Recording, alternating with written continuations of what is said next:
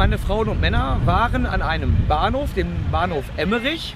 Und an diesem Bahnhof kam es im Beisein der Soldaten, aber auch mehrerer Zivilisten zu einer Explosion der schmutzigen Bombe. Die Soldatinnen und Soldaten waren gerade dabei, Material aufzunehmen, als es passierte, und waren demnach auch unmittelbar betroffen. Wir haben heute ein ganz besonderes Szenario, ein Szenario, wo wir uns beüben darin, wie wir mit zivilen Kräften zusammenüben können. Das ist etwas, was nicht alltäglich ist und was eigentlich auch gar nicht das Hauptaufgabenspektrum der Combined Joint CBN Defense Task Force ist. Eigentlich geht es darum, dass die ABCisten andere militärische Einheiten unterstützen. Jetzt kann es aber auch in einem Kriegsfall dazu kommen, dass es zu einem schwerwiegenden Ereignis kommt, wo zivile Kräfte auf uns angewiesen sind.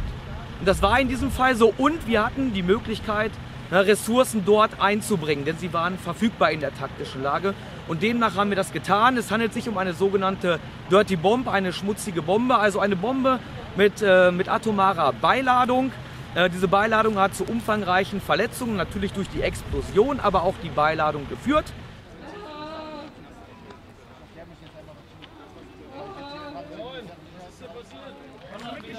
Ja, wir brauchen nicht ein. Wir haben jetzt die Sicherung eingezogen. Ja. Unterstützen das mit bei der Gruppe.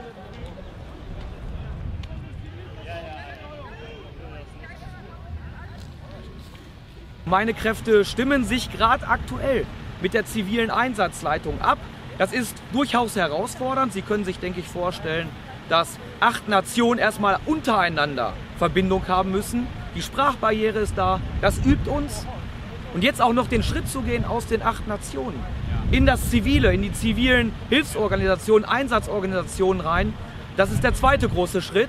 Und deshalb dauert das einfach auch ein wenig länger. Meine Soldatinnen und Soldaten sind gerade dabei, sämtliche Lageinformationen zusammenzusuchen. Sobald wir das haben, werden sie einen sogenannten Führungsprozess machen, und dann wird der Chef der Kompanie entscheiden, wie er seine Kräfte im Sinne eines guten gemeinsamen Zusammenarbeitens dann auch einsetzen kann. Hier vorne wird der Einsatzleiter benötigt, beziehungsweise du als Gruppenführer Gefahrgutzug, weil wir haben schon hier erste Lagererkundungsergebnisse bekommen.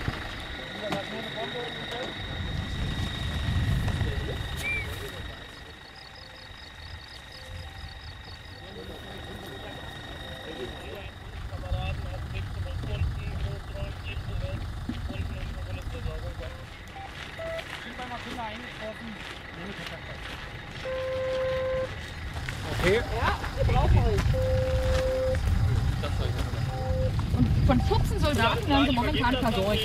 Okay, also sind sie erstmal versorgt, das ist erstmal gut. Ja, genau, die sind versorgt, deswegen haben wir jetzt hier die Gefahrenbereichsgrenze gesetzt. Meine Leute statten sich jetzt aus, würden messen. Unklar ist natürlich jetzt was.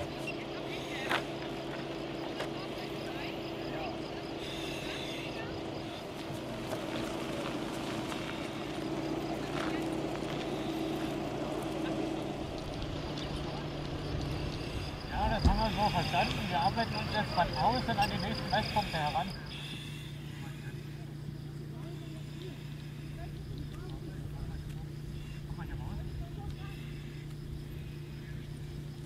Ja, das weiß ich. Den Wert habe ich dort.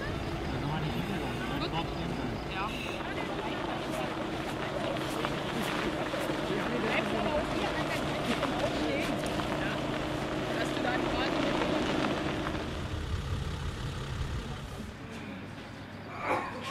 Ja, ich habe niemanden. Ich will bloß nach Hause. Was gemessen. Ich wollte nur im Urlaub fahren. Sie haben selber nicht lange zugehört, es wird nur was gemessen. Ich weiß aber nicht was. Ja, aber wenn die messen, dann können die doch auch sagen, was die messen. Ich habe doch bloß Die Angst. Informationen werde ich mir gleich holen. Aber das klingt gefährlich, dann will ich jetzt hier Wir weg. haben es jetzt gerade selber gehört. Wasser, ich hole jetzt Wasser, wir spülen das einmal auf und dann machen wir.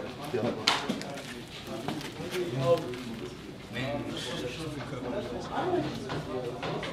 Wollen Sie sich gleich hinsetzen?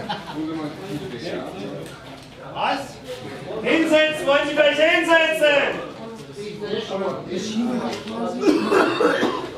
Nimm doch einfach natürlich Schutz vorne einfach. Wir kriegen Anweisung und Sie bleiben hier. Wäre ich doch bloß von weggerannt, hätte die Verletzten gesucht, dann wäre ich jetzt zu Hause. Ich will aber nicht hier bleiben, ich will gehen.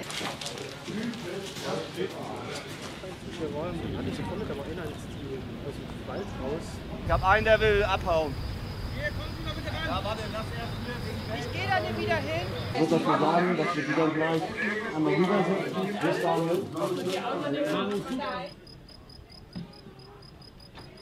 Wir können erstmal unterstützen die Frauen und Männer, also meine Soldatinnen und Soldaten, aber auch die Zivilisten aus diesem Szenario, aus der Gefährdung rauszuholen. Da geht es natürlich vorrangig darum, dass sie Abstand zur Strahlung gewinnen. Im Weiteren geht es auch darum, den kontaminierten Bereich, da gibt es ja Grenzwerte, bis wohin das tatsächlich für den Menschen gefährlich ist, diesen Gefährdungsbereich zu markieren, damit niemand mehr in diesen Gefährdungsbereich reingeht. Und dann geht es natürlich auch darum zu schauen, wen, sowohl Personal als auch Material, müssen wir dekontaminieren, sodass wir sowohl für die Soldatinnen und Soldaten dafür sorgen können, dass die Strahlung von ihnen entfernt worden ist, aber auch unser Material wieder einsatzbereit machen können, was dort direkt vor Ort war und jetzt aktuell gerade verstrahlt ist.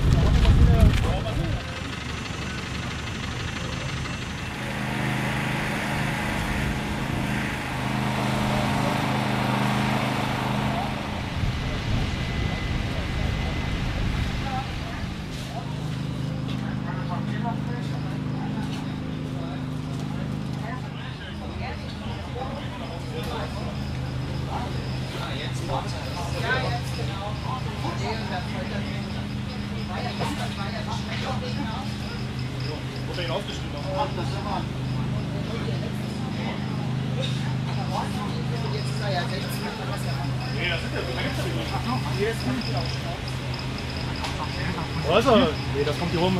Ja, weiß ich alles.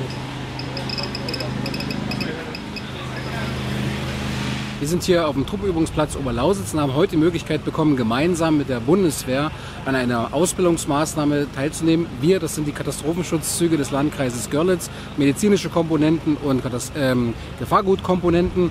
Und das Szenario, was wir hier beübt haben, war sozusagen die Annahme einer Explosion, einer Bombe, die beaufschlagt war mit atomarer Strahlung, sogenannte schmutzige Bombe. Und wir konnten hier im Wesentlichen also unsere Maßnahmen üben, das Zusammenspiel der jeweiligen Komponenten, die so ein Gefahrgutzug in Summe ergeben.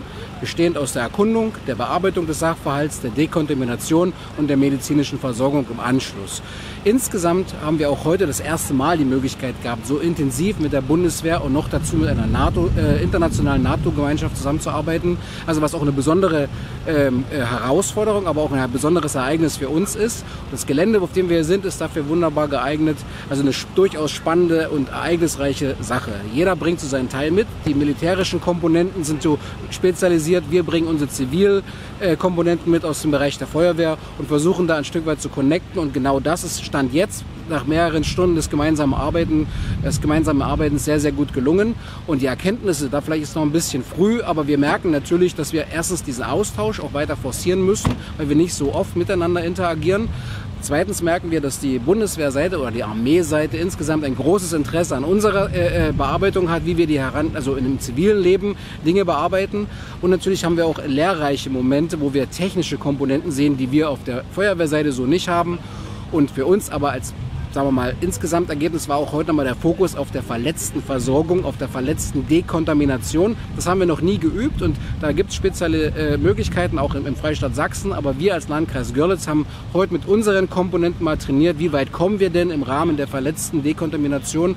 Und das haben wir heute alles aufgebaut, verschiedene Stationen und Schneisen. Und das war insgesamt für uns eine sehr, sehr wunderbare Gelegenheit, das Zusammenspiel der aller ehrenamtlichen Kräfte hier im Landkreis Görlitz, die den Katastrophenschutz darstellen und das Rückgrat darstellen, dass wir das heute üben können. Wir sind hier in einem NATO-Partnerland, kooperieren also hier mit der sogenannten Host Nation, also dem Gastland, einem NATO-Partnerland.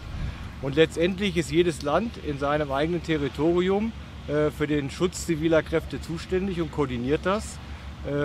Mal mit mehr, mal mit weniger Einbindung. Wir kennen das aus Deutschland im Rahmen der Amtshilfe und im Rahmen freier Kapazitäten. Das kann in jedem anderen NATO-Bündnispartner-Einsatzland anders sein. In dem hier dargestellten Fall ein Bahnhof, der zivil betrieben wird, ist die zivile Seite grundsätzlich verantwortlich und zuständig.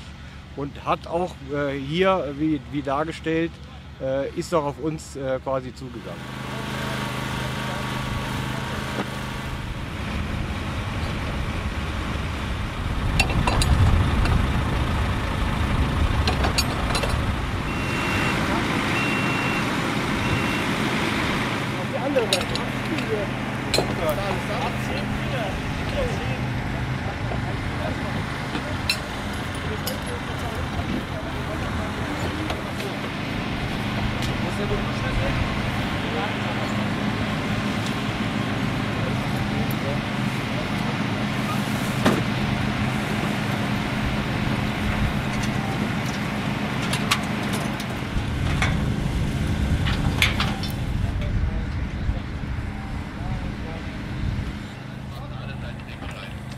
Ja, so korrekt.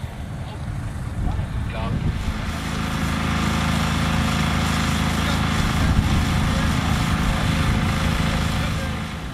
Aber das ist doch ein bisschen oder?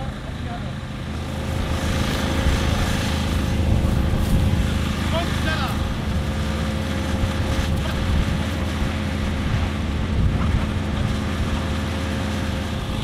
Ich jetzt immer hoch. Ja. Hier rein.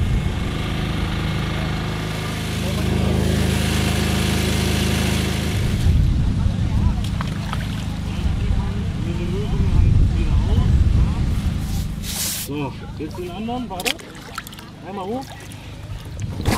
Ja, Vorsicht. So, einmal ab. Und dann möchte ich ihn kurz noch von außen sauber.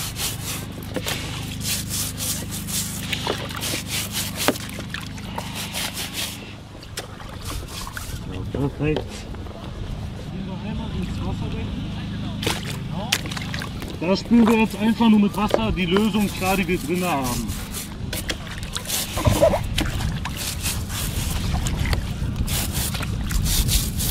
So, und dann einmal hoch den Fuß.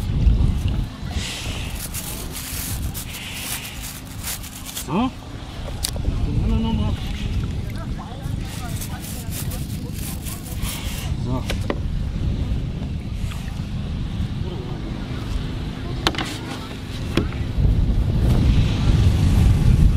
Jetzt ziehe ich Ihnen das Oberteil aus. Ja? Danach kommt das T-Shirt. Das ziehe ich Ihnen über den Kopf. Dann mache ich Ihnen die Hose auf. Wenn die Hose offen ist, wird die ein wenig runtergezogen bis ungefähr auf Kniehöhe. Danach gehen Sie einen halben Schritt zurück und dürfen sich setzen auf die Bank. So, dann als nächstes gehe ich an Ihren Schuh. Ich öffne Ihren Schuh, ziehe dabei gleichzeitig noch die Hose, dann mit ab. Schuhe und Hose gleichzeitig. Dann gehen Sie mit dem Bein über die Bank rüber. Das gleiche mache ich mit dem anderen Bein. Schuh öffnen, Hose runter und dann gehen Sie mit dem Bein darüber. Als nächstes gehen Sie weiter in Richtung Vorhang.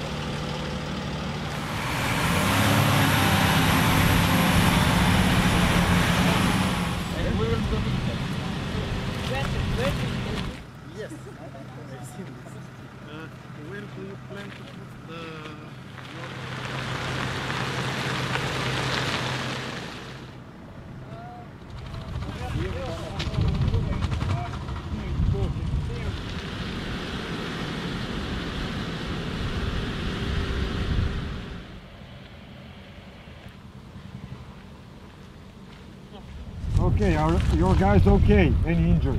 It's okay. Okay, I just need to call the commander and he will come and you will make an agreement so that we can pass. Is that okay with you? Okay. Muss seinen Commander holen. Also er ist jetzt für die aufnehmende Knarre. Du kannst hier warten. Okay.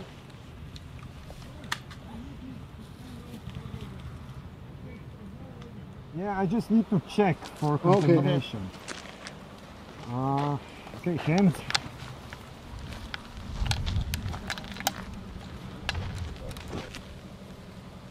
Check.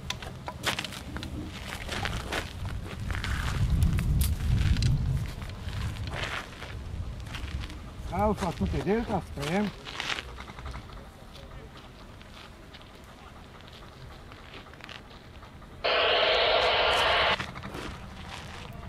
Alpha, Alpha, tutte delta, delta, spam. Einmal Waffen entladen. Links und rechts weg.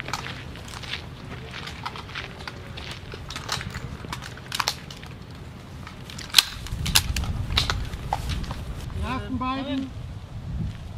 Mark. Ersten beiden.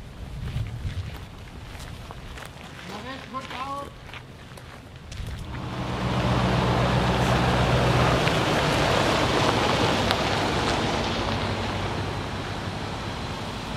Ich bin der Kompaniechef der multifunktionalen Kompanie 3. Unter meinem Kommando vereinigen sich Kräfte aus Bulgarien, Rumänien, Italien, Slowenien.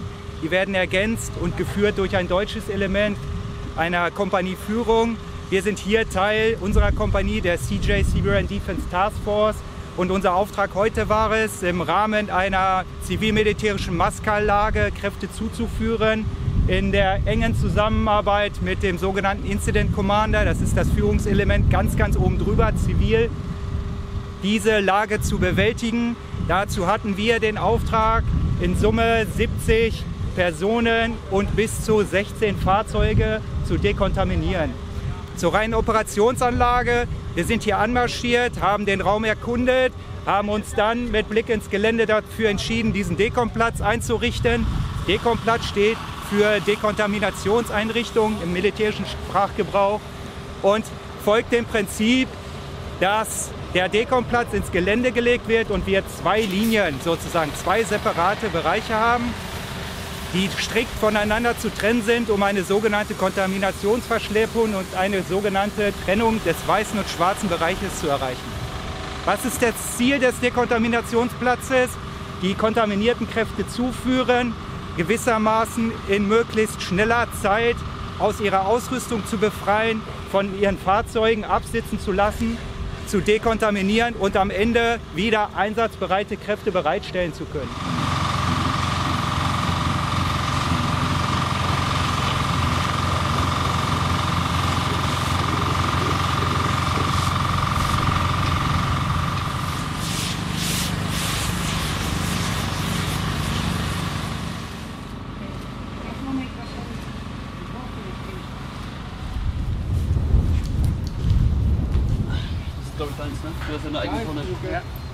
Die Combined Joint CBN Defense Task Force der schnellen NATO-Eingreiftruppe ist das ABC-Abwehr-Asset der NATO.